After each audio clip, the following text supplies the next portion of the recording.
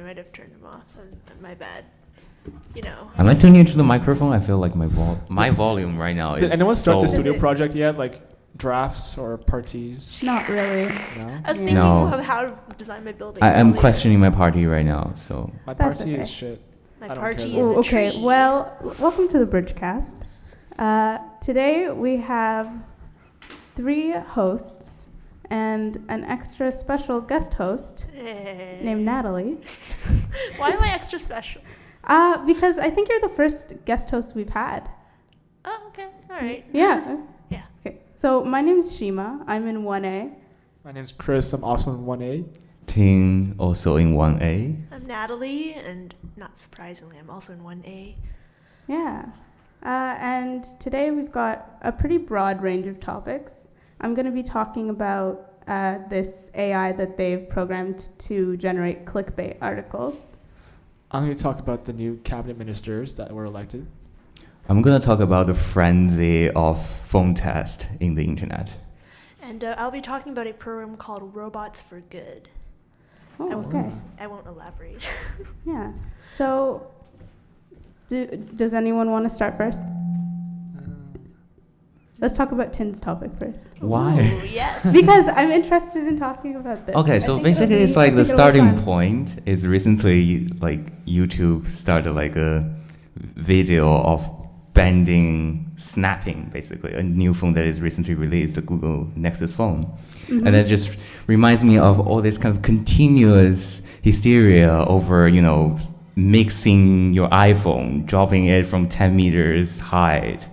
And also, like, I remember recently there is one guy who's throwing bromine, the chemical, Yeah. over the iPhone and basically just destroy it completely. What? Yeah, I Yeah. know. It's kind of like weird. It's a phone. It's supposed to be used. Why you're just like destroying it Yeah. with all means? Yeah. I've definitely seen my fair share of YouTube videos where people throw phones in blenders Yeah. or throw them. Yeah. I'm like, I can't afford that. Yeah, no, exactly. Yeah, I know. It's expensive, right? Yeah. Well, Yeah. they get paid to break their iPhones, so Well, to an extent. Yeah. more views if you break the iPhone, I guess. That is true. Get more money that way. But why do you guys think it is that we have this satisfaction when we watch videos of people breaking expensive phones?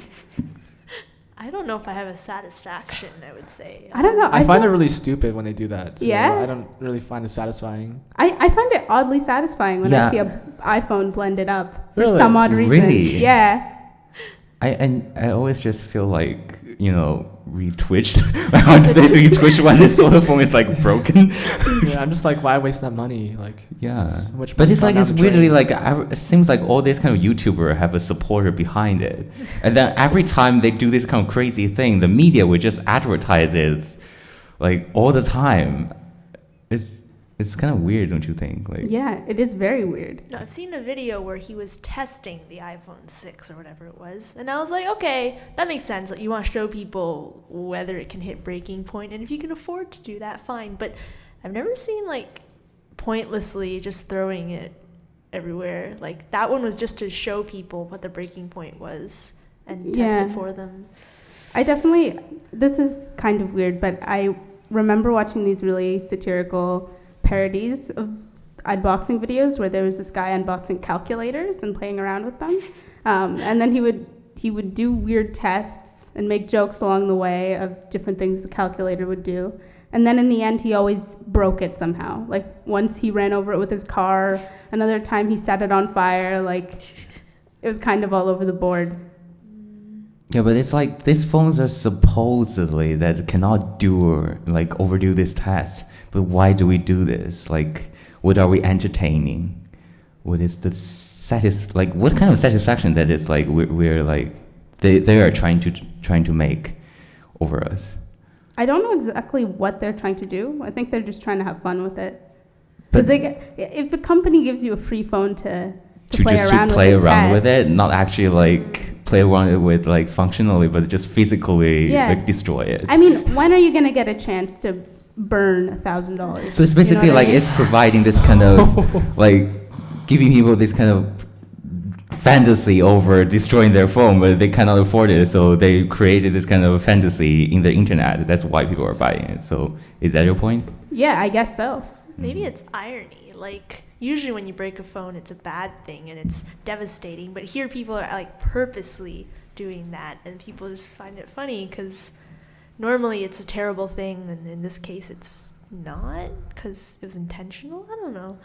I guess maybe people find it interesting to see a phone broken up because they never think that would happen to them, right? Or they would always try to avoid that happening. Mm-hmm. And so by seeing that happening in their faces, they're sort of intrigued into what's going on. Yeah, definitely. Would you think that there also it's like a tendency of scandalizing the manufacturers? Yeah, yeah. It's just like, when the iPhone 6 Bandgate happened, basically it's just like everybody's trying to ban it, and then just to prove that, yeah, Apple sucked over this product. And also same thing with the Nexus phone, that is just people can snap it right away. I didn't actually hear about the Nexus phones. Yeah, when was Can you actually just snap them in half? Yeah, there's like a new Nexus phone that is manufactured by a Chinese manufacturer, and it has a aluminium. Oh no, it's not trying to scandalize it. No, but it's like it has a beautiful aluminium finish. But some random guy just suddenly posted a video of actually snapping from the back, and then the whole phone just break apart. This glass just broke, and the whole thing become into a ridiculous angle, and then it's just like such arousal. Like That's pretty crazy. yeah, that's pretty crazy. Yeah. This hurts my soul to listen to. Yeah. No, it's like It's kind of funny how these manufacturers will send out phones to bloggers so that they can review them, and it's kind of a way of advertising to the general public. Yeah, and but in a weird way, they're just kind of throwing it back in their faces, saying we really don't care about this yeah, I product. know. Yeah. Yeah. Yeah. It took me so long to get like my Samsung Galaxy because I was stuck with like this really small smartphone that was kind of useless at a certain point for like 3 years, and now I got like a nice one, and this is like Yeah. Yeah. I can't afford these things. Exactly. I just got a nice phone and I'm protecting it with my life. Like I would never Yeah. want to break something that was that expensive. Mm-hmm. Mm-hmm. But seeing other people do it, on the other hand, kind of satisfying. If it doesn't happen to you, it's funny. That's true. Like America's Funniest Home Videos, people falling from the roof, and you're like, oh, that's hilarious. And then you fall from a roof, and it's not hilarious. No, not at all. So is this kind of like a common thing that we just are satisfied when other people suffer? I think it is. Like, it's, Maybe. I don't know. Like, I always laugh when I see my friends being injured or like tripping over their feet and falling face first into the concrete, because that's always like humorous, right? Yeah. So I guess it's sort of like in a sense human nature to laugh at other people's misfortune. Getting deep here. Yeah. Yeah. Yeah. So, should we move on to the I think we next should topic move then? on. Yeah, Definitely. Yeah? Yeah. yeah. Who would like to go up next? How about Natalie? Oh Yeah. my Natalie? god. I saw the looks. So there's this initiative called Robots for Good, which has started up. I don't know if you ever heard of Weavolver, but it's like a startup website. I guess it's kind of like No. Kickstarter or whatever, but like it promotes open source technology. So people like upload blueprints of things they've developed that you can like 3D print, and then you can make it at home yourselves, and the blueprints are free and nothing's controlled by a company, so it's pretty good that way. So Robots for Good is this initiative where they want to use a 3D printable robot along with a Segway type thing called Open Wheels, and then combine that with the Oculus Rift, if you know what that is. It's a Yeah, virtual yes. reality goggle, and they'll combine all of that and bring it to children in a hospital in London, so that they can go around a zoo from their hospital bed. So like they'll Really? wear the Oculus Rift, and the robot will like roll around through the zoo, and it'll move with their hand movements and like see the animals. And I just found out about this yesterday, and I thought it was really, really interesting how you could do that now. Yeah. It's definitely really interesting how people are utilizing all of this new technology that we have. Hmm. Yeah, and they're also getting like kids in schools to help build the robot. So it's not just like one person doing all this. It's like they're having a whole community, and people, like hundreds of people, are like helping print the parts and then like assemble it. And it's getting pretty big. They have the torso and stuff, but they haven't really like finished the robot yet. And they have to find a way to put it on the Segway, because the robot has no legs yet. That's why it needs the wheels right now.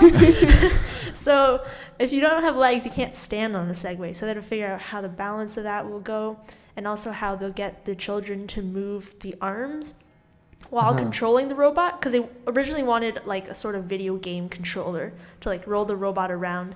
But now they're thinking maybe we can have a glove with sensors so they can move their hand, and then also have the controls in there somewhere. I don't know. It could get kind of complicated. Yeah.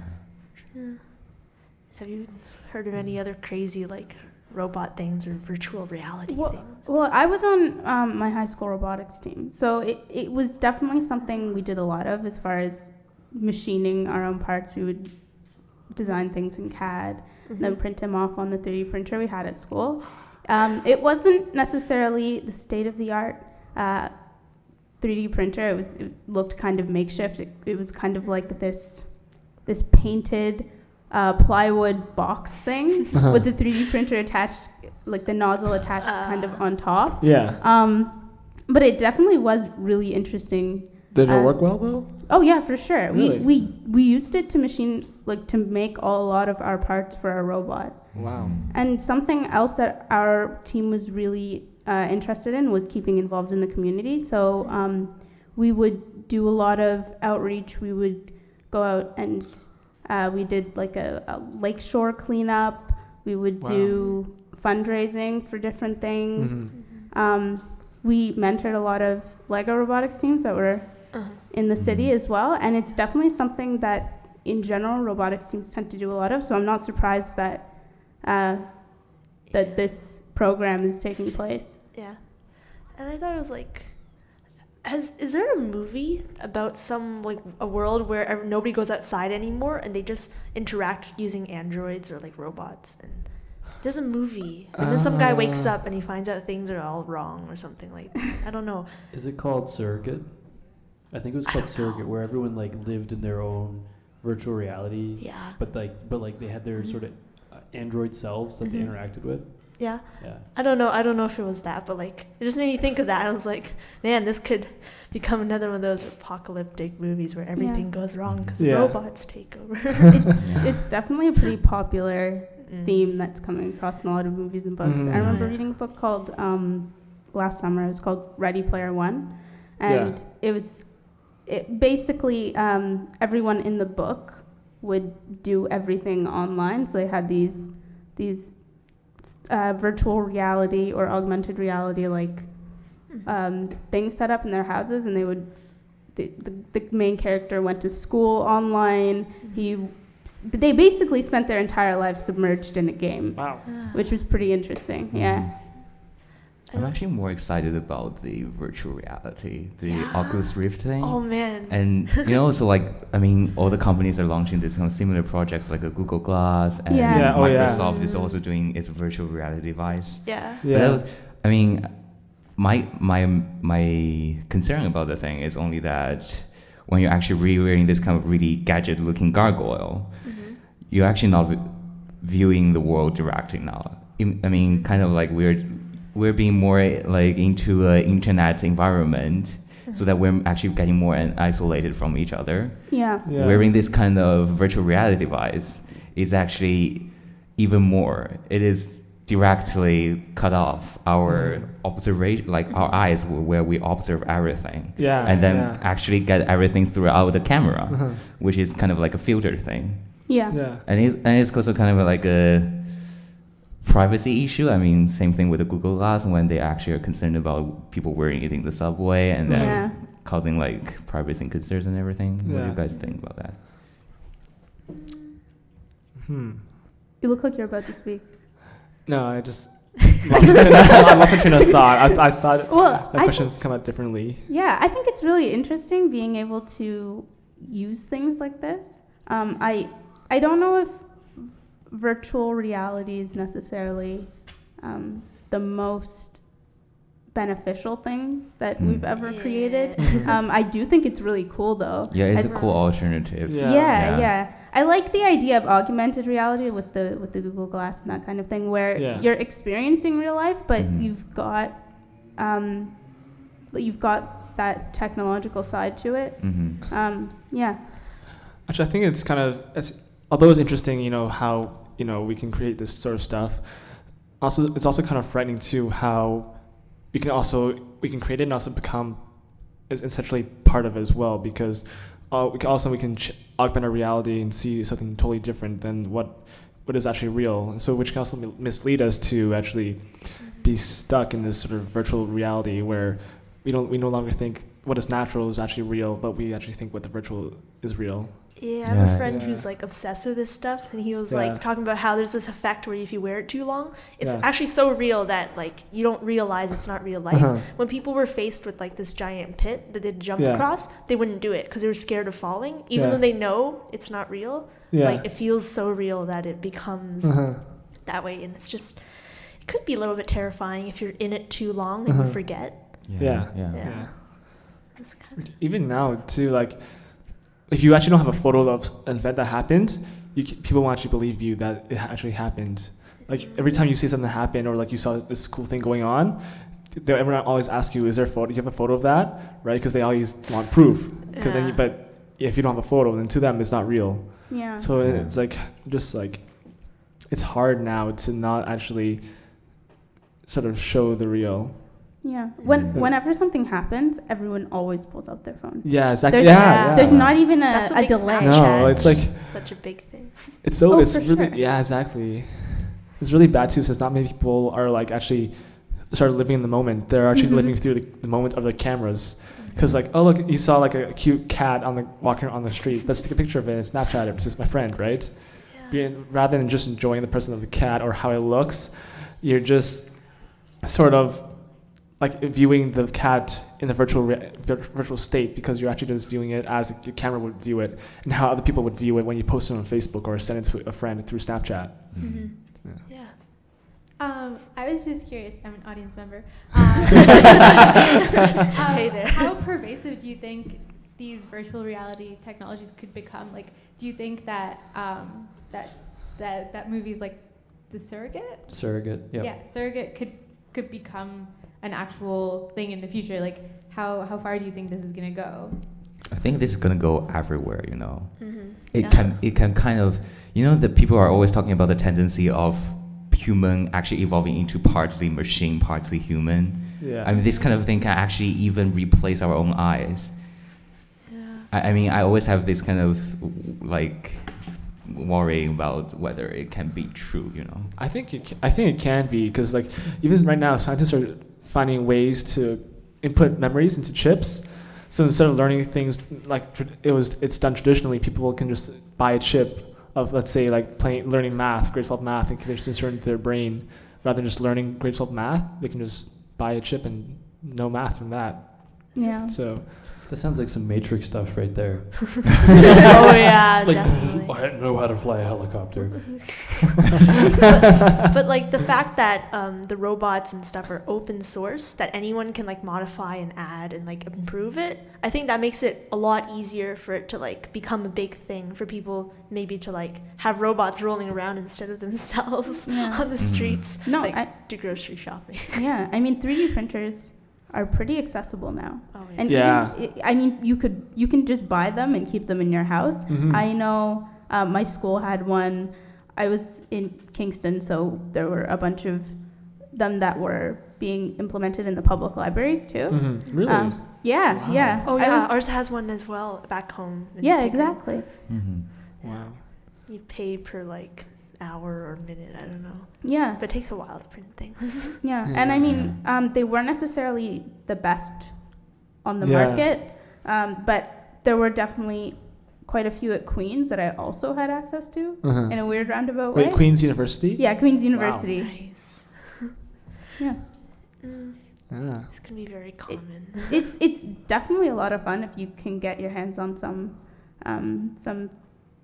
like, I mean, Autodesk is free for students. Yeah. So if you Yeah. download it and you play around with it, Uh-huh. you find yourself with access to a 3D printer, you can make some pretty interesting things. Wow. Yeah. Like, I made a birdhouse for this environmental auction thing Yeah. that was going on in my school, and I designed some, like, wall trim Yeah. in Autodesk, and I printed it out and I attached it to my birdhouse, and I think it made it look pretty snazzy. That's good. That is Wow. way to use technology, Mhm. Shima. Yeah. Yeah. It's, Technology is moving so fast. it It is moving is. very fast. Which brings me to my topic. Yes. Awesome. So I read recently about this AI that they've programmed to start generating clickbaity articles. Which, What's that? so basically, whenever you turn on the computer and look at different articles, or sometimes even magazines, or mostly online, they tend to use articles that compel you to click them, right? So just picture BuzzFeed or Huffington Post. Yeah. So true. 30 reasons why XYZ is a fail, or Yeah. different things like that. Mhm. And I mean, a lot of the sites, they get their revenue off of advertisement. So however many clicks they get, the more money they get. Mm-hmm. And so the fact that it looks so formulaic and so calculated, things like that, made people realize that they could probably program computers to do that. And I found this one article where it talked about this AI that they programmed to do it, and had a bunch of, they ran through a bunch of articles in the program, and it started to learn how to generate clickbaity articles, Really? like article titles. Yeah. So at the beginning, it was kind of nonsensical. It would be like 541 Jeb Bush Yeah. oil strikes, that like weird incoherent Jet fuel things. can't melt stuff. But by the end, it had some pretty funny ones. Like there were ones about how Prince George and William run off with the Queen and leave Kate Middleton, or just like things. It was for the most part a lot of political stuff, Yeah. or top 10 reasons why XYZ. Mhm. But yeah, I thought it was pretty funny how you could generate something like that. Yeah. You know, it reminds me of the movie Her. Yeah. Oh, I love that. Her? Yeah, I really love the movie, but it's kind of, you can see this kind of tendency of artificial intelligence, computer program becoming more and more intimate Yeah. towards people. Yeah. Sorry, what's And- that movie called? Her. Heard. Yeah, Like, her. Just her. Her. Like, Oh, look at her. her. Yeah, him, Oh, her, wow. her. Yeah. It's about like this guy who falls in love with an AI, and then Oh, like okay. it's kind of crazy. I don't. Actually, that reminds me of another movie called like Ex Machina. Ex Machina. Yeah, I was yeah. just about to say that. Oh yeah, Yeah. I just watched it recently too. It's- Love that. Yeah, that was a really Oh, a boy. very interesting movie. Well, I was going to ask a Caleb was question as an innocent. audience member. Seeing as this seems to be a very like techie podcast.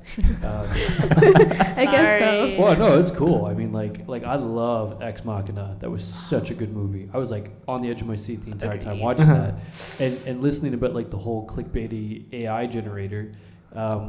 It's not, and also going back to like the augmented reality and virtual reality. It's not that hard to imagine that there's already something in the works that could potentially, be human, be very real artificial intelligence, because we've been training things how to understand us.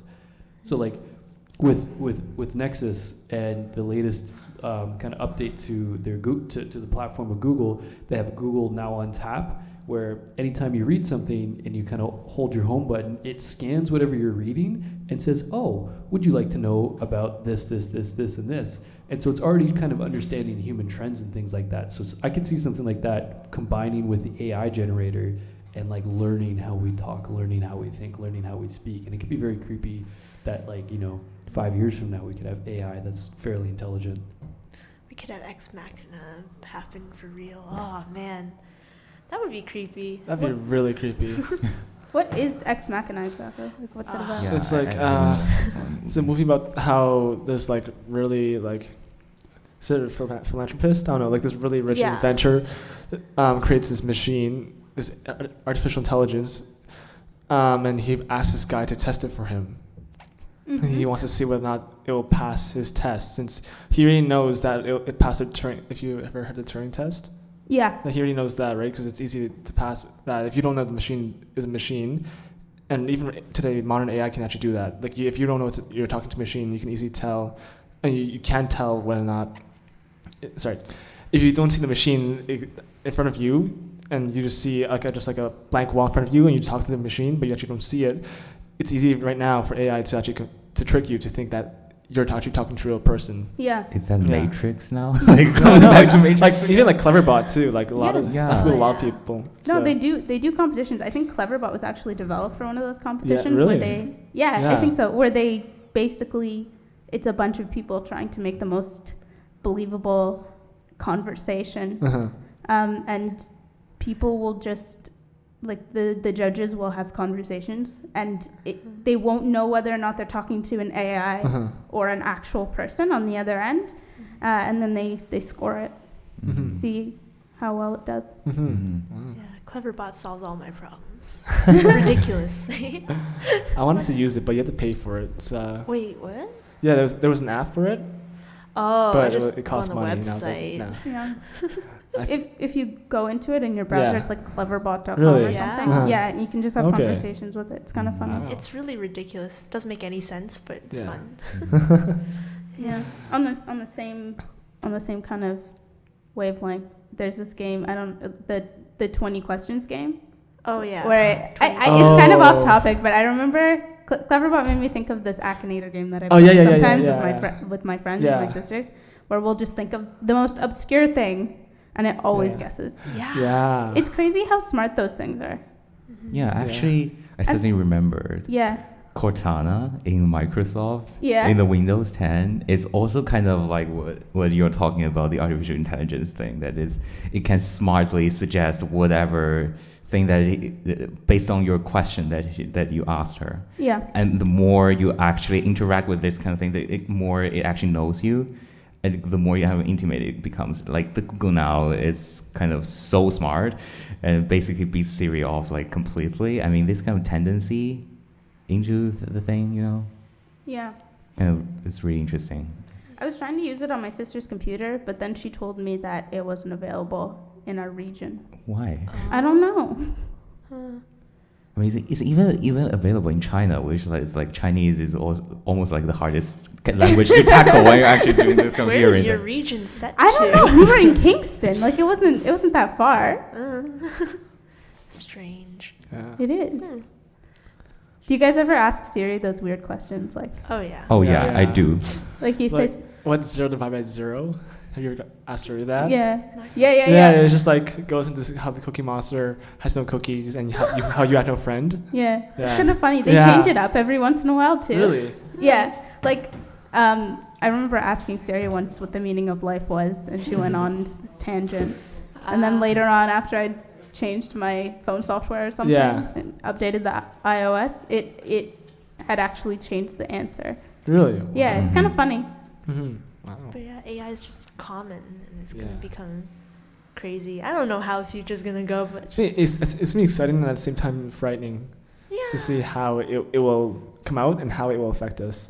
Yeah. Well, if you think about it already now, it is already pretty frightening because like the whole premise of Ex Machina was that he wasn't so much a philanthropist. He was the like CEO of Yeah. what they called Blue Book, which was like Facebook essentially. Yeah. And they had said that he's like how like the person he asked to test his AI asked him like how have you been like collecting like how have you taught this AI how to speak, like you must have written some complex script for it. He's like, no, Where's we've just Mohammed? been using everyone's cell phones, reading everyone's emails, listening to everyone's conversations, pictures were taken, videos were taken, Skype calls were taken. This is all like they're farming data all the time now if you think about it. Yeah. And so just to Yeah. utilize that in a single unit is very easy on the whole. So people are like, oh, AI is like 50 years down the road. I bet you they have something right now Oh yeah. that they're Yeah. actually doing something with. In the underground base. Not gonna lie, I was very wary of my phone after that movie. I was very like. Ooh, okay. Yeah, no, if you listen to people like Elon Musk talk about AI, he's like guys, this is bad. Like, shit's gonna go down. Did Stephen and Hawking. it's coming fast. Yeah. Like, Listen to Kurzweil talk about the singularity. no, I might have. Mhm. It sounds familiar. It's like he predicts that it'll happen in, I think, 20 years from now. In about 20 years, how technology becomes so advanced to the point where robots can actually create themselves and sort of learn from each other, and so they can, in a sense, become better than its better and become more improving. So they'll be able to become better and more capable of doing more things than we can ever do. Oh yeah. Mhm. Yeah. Yeah, it's pretty creepy. Mm-hmm. Strong AI, and then it would, because of the speed of processors and everything. Yeah. It would be able to develop just like thousands and thousands of times faster than we would be able to. Mhm. So like the minute it becomes conscious, it's just like it's already like enveloped all of human history and like just surpassed our development so much. Well, there was a movie like that. Was Transcendence with Johnny Depp? Oh yeah, that one. Where he combined his mind with like an artificial intelligence that they had created. So he instantly knew he was conscious, and over the span of like a week, he created this massive empire in the middle of a desert that was just cranking out artificial intelligences and like robots to fit them in that were humanoid, that were actually people, and it was like he forgot his humanity, and the research team that had injected his consciousness into the machine had hoped that there would still be a piece of him that remained, and it was only towards the end that it like clicked in his head that what he was doing was wrong, and he like destroyed everything. But there will come that moment where we'll be like, oh, they're smarter than we are, and now they're conscious, and like we're dead. Just dig your own grave right now and hop in, because, folks. It's over. We wiped ourselves out. Yeah, I mean they As essentially expected. become way more advanced than us the second they're there. So like I forget who I was listening to talk about it, but they were talking about how to input some sort of like human morality into it, so that like we know AI is coming. So hopefully it's not Isaac Asimov's 3 Laws of Robotics. Yeah, sort of, but like I guess more refined in some way, and like Right. some way of ensuring that it can't be overwritten or like taken out. Right. And just like ensuring that the AI is not developed by like some guy in his basement who's like some antisocial crazy person. But like I mean really like that's who could end up with it. Like essentially Microsoft or Steve Jobs develops AI and then it's like a dick. Yeah. Well, like we talked about that earlier. Like we talked about open source robotics and everything else like that. And realistically, like that's the hotbeds of where all this is going to be developed from. It's there. So it's like, you know, who's to say they don't write their own back door in to overwrite whatever super mega company is going to take that over and go, ha, morality, we switch that off. You never know. We're very optimistic people. Yeah. Yeah. I mean, can we make our AIs really optimistic and fun-loving? I think that's Probably. interesting. Maybe. Can we program it to be as we want it to be Yeah, we can do that definitely. until it becomes conscious and it's like, huh, It's like, screw fuck you you guys. Do you remember the Interstellar, the robots that go super humorous, like their humorous percentage is like 90% or something? No, I didn't actually see the movie. You I didn't haven't actually watched see that it? either. No. I want to watch Okay, so basically it's an intelligent robot that actually assists everybody and becomes super helpful. And at the beginning of the movie, he told the what's the name of the protagonist? I can't remember. Basically, he told him that his humorous rate is 90%. And one day, at the end of the movie, he changed it to 60%. Yeah. Yeah. Yeah, I remember that robot. Yeah. Have any of you guys seen Moon? No. It's Is okay. that Sam Rockwell, I think so. where he's on the moon by himself? Yeah. That was good. So his sidekick is this robot. I can't remember what his name was, but he was voiced by Kevin Spacey. And the entire time, it's just Sam Rockwell alone on the moon with this robot, and you think he's going to turn on him. And it's just very eerie, and this is the only person around to talk to. Well, the most eerie part about that movie was when you get to the end and you're like, oh, he self-replicates. There are clones of Sam Yes. Rockwell that give him a certain lifespan, and every time the clone gets to the end of its life and dies, The next one wakes up and thinks it's going home soon, and Yeah. that help is coming soon. And it's just this very weird psychological thing because and he winds up finding the footage of his body dying, and it's so eerie because it's like he calls home, he gets an opportunity to call home by like getting way on the far side of the moon, and his self picks up on the other side and says, "Who's this?" So he's talking to his This clone. sounds like a spoiler. Like the entire plot is. Oh, this is yeah. It's just been ruined for. Thank you. Spoiler alert Did you after just the ruin fact. the movie for me? Spoiler I did, I alert ruined the movie. And all the after. listeners But I know we you're have. gonna go and watch it anyways. I'm so. gonna watch Yeah. it No. anyways. It If- sounds really good. If It you is guys, really if good. anyone's seen Oblivion, it's basically the better version of Oblivion. Oh, Well, good. Oblivion Oh. sucked. Oh, yeah. Oblivion, For sure. but definitely. Like, Yeah. I can't believe we watched that one time. But- That was another movie. I guess a question to you guys. What do you think our fascination with robots and artificial intelligence is? Because this dates back to like the early 1900s, even before then, to where everyone is always fascinated and intrigued by having a robot in our presence or like in our household doing things for us. And that's been an occurrence that's continued forward. People still have the same fascination with robots. I feel like it's probably because robot is kind of like a projection of ourselves, while we actually never can understand why human actually works. We're trying to, in hope of like creating robots to actually, as a way of understanding ourselves, maybe. So almost like a Frankenstein in that sense. Yeah. I that's can see deep. that. Yeah. Yeah.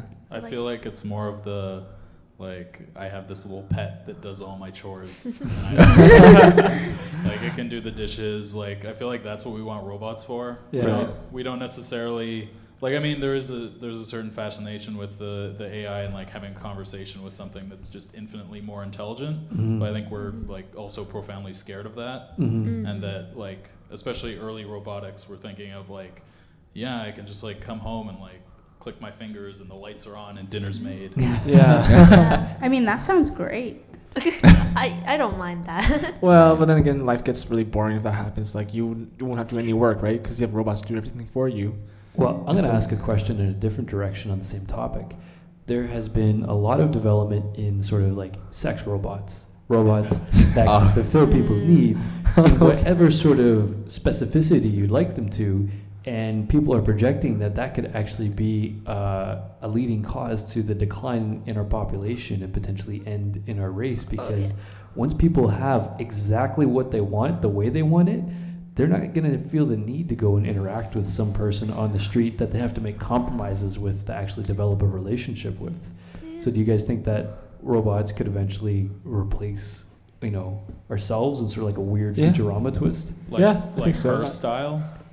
Like her Spike Lee style? I Or haven't seen her yet. Oh, okay, well that's, I mean, he just develops a relationship with an AI. Yeah. Like Um, right now in Japan, that's already happening. Like Yeah. Japanese males are starting to find anime characters more attractive than actually Japanese women. Mm-hmm. So No, but like I read an article or something, I don't remember what it was, about how like sex is becoming unnecessary. Like we have in vitro fertilization, and then we have like people are finding pleasure in watching porn more than they are in actually like doing the act. And so they were saying how it could become completely unnecessary.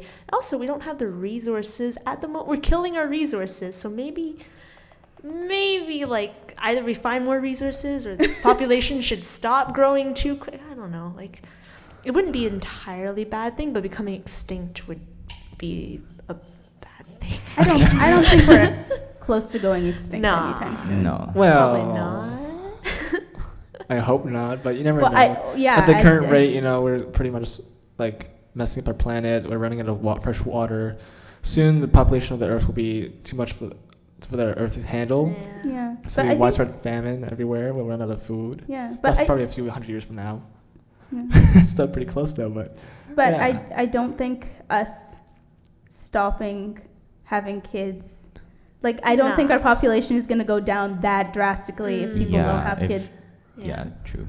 well, yeah, I mean, I find it hard to believe through sex robots, because I mean, Yeah, there'd definitely- exactly. Yeah. there'd definitely still be like some sort of organization that's like that would keep people reproducing. I mean, Oh, for Yeah. sure. like they could have just the sex robot that like just takes a sample and mixes it with someone else's sample and In vitro fertilization. no, but then you get a new workforce. Like there's no way that we'd be able to survive for very long without like fresh workforce. I mean, that's kind of the crisis that we're having in places like more developed nations where the birth rates are going lower, and we're getting an aging population that can't take care of itself or needs like another generation of the same size to sustain it.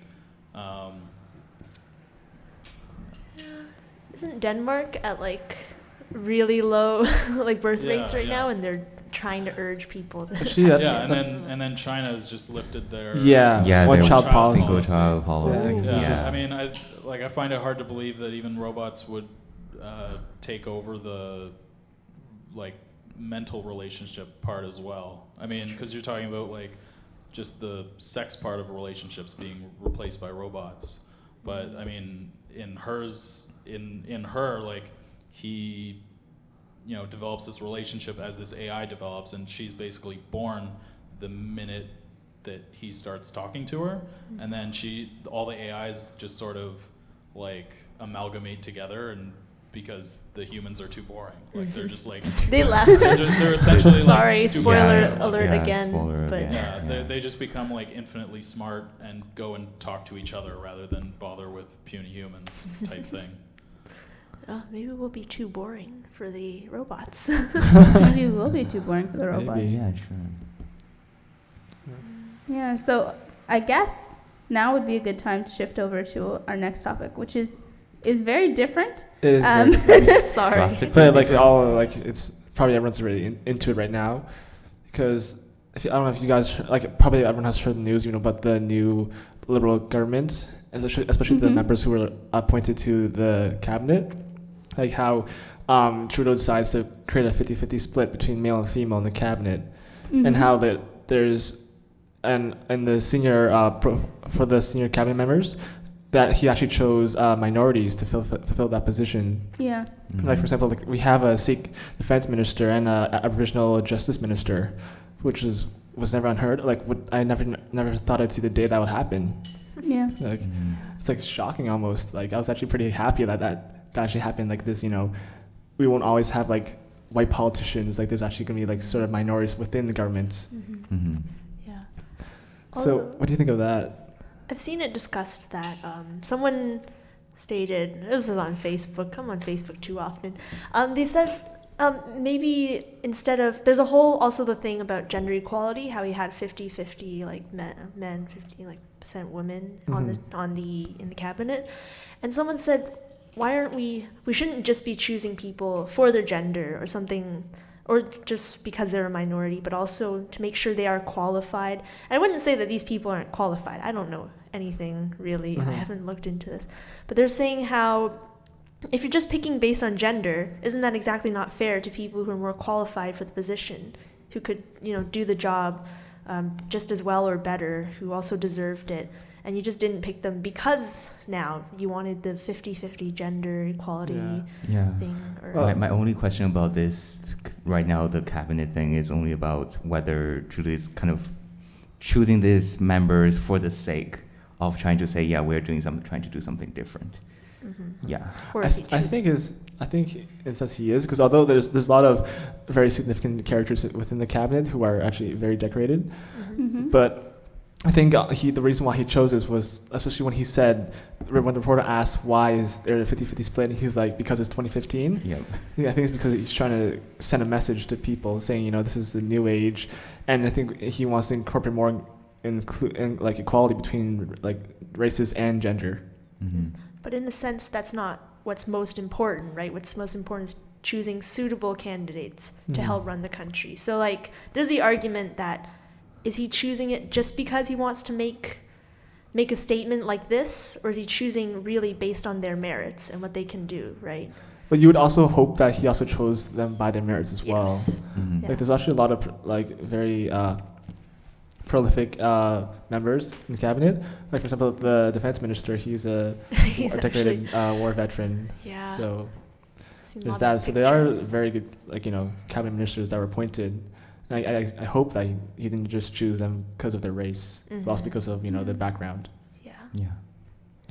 weird way, it's like going in the opposite direction of he wants. If he's just choosing based on gender, then you're trying to break the stereotypes, but at the same time, you're kind of doing. Yeah. I'm not good with words, but So I get what you mean. It's that he's trying to disregard gender almost in a sense, but by trying to disregard it, he's putting looking more emphasis right onto at it. Yes, that was well worded. I guess, yeah. Well, I think it's a bit of a bold move because, maybe the people he selected aren't the best candidates. Maybe they are. But I think if we were still to sit in the same pool and say only the best candidates should become, members of the cabinet, I think that without such a radical move like this to where he says, okay, I want 50-50, I want diversity in the cabinet, without somebody starting that first bold move, even if it's not exactly right, that doesn't change the mindset of people without doing that. Now that he's started that and he's changing the mindset of like, oh, this is actually something we can achieve, maybe the next round of cabinet ministers that we would see might maybe shift from, instead of 50-50, might go 45-55, and we might have better selected candidates because this has already been started the first time. Mm-hmm. Yeah. I can see that, like affecting the future for the better in its Yeah. own way. Mhm. I guess if this works out, people can people can revert back. I mean, like look back at this event, saying, "Well, it worked back then. Let's try it again. Maybe it'll work again." Yeah. Yeah. Sorry. I've been just trying to find it on my phone, but I recall a country in somewhere in maybe Eastern Europe or towards the Middle East. I can't think of the name of it, but it had literal quotas for each position had to be filled by a certain racial group or like religious minority. So like say they would have a Catholic in like Minister of Finance or whatever, like and so on. And what it did was it basically institutionalized class, because there were certain minorities who were in that country were generally lower class. They would be basically shafted in their influence in certain governmental areas, or if they were not included in the government at all, they were just like completely screwed. So like it's maybe not necessarily a good thing to institutionalize difference, but like I do agree that sometimes you need that first push that just like break up the like old white guy club. Yes. And just like, okay, let's just like try and get as much like diversity as possible and as many different views, but as long as it's not like mandated, then seems to work out okay. And I'm pretty sure they didn't just pick out random racial groups. Obviously from not. a hat. Yeah. It's kind of unfair to say that they are subpar to our pre-existing cabinet members. Like, old white people aren't the only capable people in the world. Yeah. I'll wait till there's a huge scandal with one of them to complain. I think that like a lot of, I think that even if this is a good huge push, the issue is that it's being marketed in a way where it's emphasizing that, oh, we have a female in cabinet, and now forever that female is marked as, oh, she was probably just chosen because she's a woman, right? Like, so you created that kind of outlook towards these people instead of being like, oh, there's diversity in this group because a diverse range of people are capable of being part of politics. Yeah. Yeah, I mean, I think ideally that's what he wants to market. It's just whether it's a big show of like, look at this obvious thing you can see that I did, and whether it carries through in like the policies to come is remains to be seen. I feel like the way he put it out kind of lacked tact in that like it was just, it felt like he was just like, oh, I'm choosing 50% women. Yay! But like it would have been so much more. Personally, it would have been so much more powerful if I just happened to notice that like 50% of the cabinet, or not like that there was diversity in the cabinet, and like it just happened. Did it? Or I mean, did he choose the cabinet and as he was choosing, he's like, I'm gonna do this? I mean, I'm not. Or did they like? Because there is that like it's 2015. Like I haven't watched the whole thing, or don't have the full context, but was it that way, that he was like sort of leading up to it, like we're gonna choose 50% women, or was it that he chose that and then the news asked him about it and then it became a big thing and he started marketing it? I think he chose it and the news sort of marketed it because no one really knew who he picked until he actually announced it. So that's when they figured out there's 50-50, and then the reporter asked why was it such a was there a quota on gender? Well, I think responding with it's 2015 was just like a very weak response. I mean, I think it's a great thing that he's doing, but it's a very weak response to that question, where you could have said something like, these people are the most qualified, or like, these are the people who I chose because of, like, there's just, it's just saying that it's 2015 almost reduces its impact. Actually, it does reduce its impact quite a bit. Actually, I would argue against that, because it shows the changing of the times, how it sort of embodies the spirit of the age, where everyone's asking for more equality between genders and more prominent female figures within government positions. But like, as a minority female, like, I don't want to in the future be just like the quota filler, right? I don't want to be regarded as that girl who is chosen because she needs to be part of the 50%, right? Yeah. So, and like, that is almost the implication that he made with that statement. Aren't you kind of making the implication that minority groups can't be chosen without a quota? I think when he said it's because it's 2015, he might have been implying that we should start choosing people based on their merits and not because they were part of an old club, right? But I think that in the way it was stated, it made it sound as though it was a fill a quota type of I totally thing. agree with like, that. I can see where you're like, coming from. It's just in the way it was presented versus what actually happens. Yeah, right? I feel like it's more kind of like trying to state that, I wanted to include more races and include more gender, rather than saying that, it's kind of more about the quality of the cabinet. He's trying to showcase this kind of thing, which I think can be delivered more naturally, Yeah, like, that's exactly what I... Yeah, true. I mean, it's an interpretation. It's 2015, doesn't say quota or no quota. Yeah. I mean, I see your point, and I can easily interpret it as, it's 2015, it's time that we, like, allowed women in government as our cabinet ministers, and didn't have Stephen Harper's buddies. Yeah, I can see how it would be like, we want gender equality because we can finally recognize that women are just as good as in their own way as men. And not so much as like gender equality for the sake of gender equality. Well, there's also a danger to this too. There's a really well-known speaker, I lost his name, damn it. So well known. Oh, I know, right? He's an author. He wrote Blink. Malcolm Gladwell. Malcolm Gladwell has done like quite a few TED Talks, and he's written a whole bunch of like really interesting books, because he actually breaks down why people are successful. Not like do these 10 things and become successful, but like what moments in history have actually led to this person being successful, and it'll analyze it by like year. Like, people born in 1974 had an advantage over those born in 1975. But this is a tangent to what I'm actually trying to say. There's another thing he talked about where he almost, I think he called it like the token rule, to where it's kind of like the stereotype of like, oh, we have that one token person in this movie because it's in this movie. And he had warned that, you have to be careful in putting, in this example, minority females in power, because the argument can then be said later on, oh, yeah, we had somebody in power, and then, there's nobody who follows afterwards because people feel like they achieved their goal by doing that.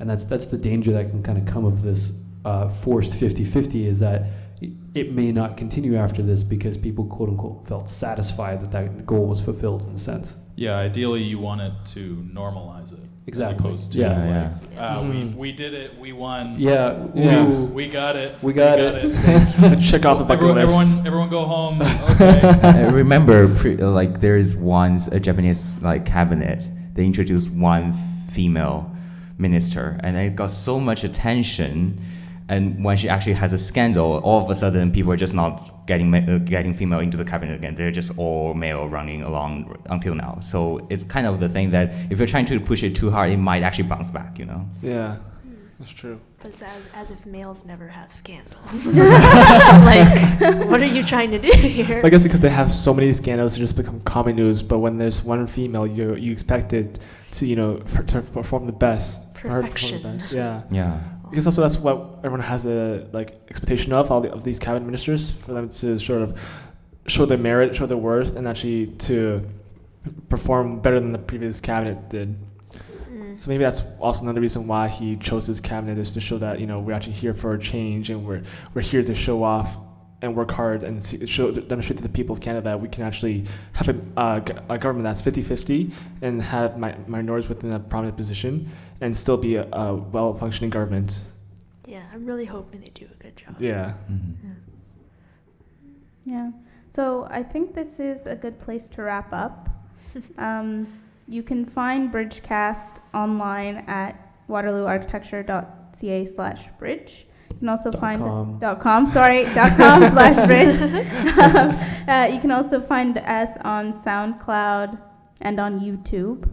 We record in the Bridge space at 3537 Main every Tuesday night, and we try and aim from 9:30 to 10:30.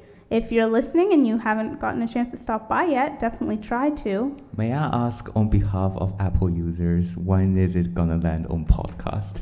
On iTunes? Yeah. Have you figured that out yet, Brandon? I'm still working on that. Okay. It's been a lack of time that's prevented me from actually putting the podcast out on iTunes, but we should do that because that will get picked up by other places and would do really well. Yeah. So we should spend an afternoon and figure that out. Cool. Because you have to do it through some kind of RSS feed, right? Yeah, it's a little complicated, but you do it the first time and the rest of them go just as easy. Okay. Mm. All right. All right. Sounds Yeah. cool. Good podcast, guys. Yeah. Good See you. night, ya. or bye.